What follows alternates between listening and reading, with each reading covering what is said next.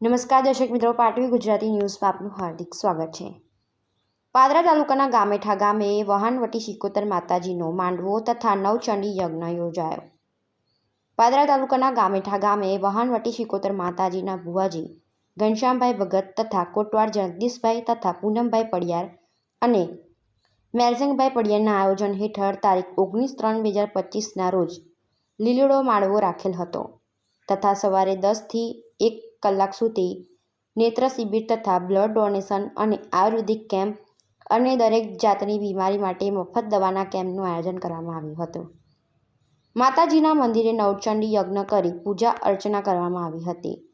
આ માંડવામાં આજુબાજુના લગભગ 13 થી 14 હજાર લોકોએ માતાજીના દર્શન કરી મહાપ્રસાદીનો લાવો લીધો હતો અને રાત્રે 9:30 કલાકે રમેશભાઈ ખેડા શાહ ત્રિદેવ ગ્રુપના રેગડીના પ્રોગ્રામમાં આજુબાજુના ગામના ભુવાજી પધાર્યા હતા ને દરેકના ઈષ્ટદેવ અને માતાજીની હાજરી આપી હતી।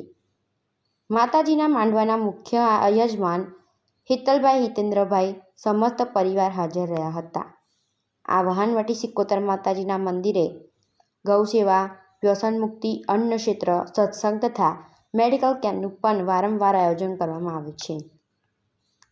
માતાજીના આશીર્વાદથી વહાણવટી સિકોતર માતાજીના મંદિરે ઘણા લોકો દીકરા દીકરી માટે માનતા રાખે છે અને માતાજીની કૃપાથી તેઓના દુઃખ દૂર થાય છે।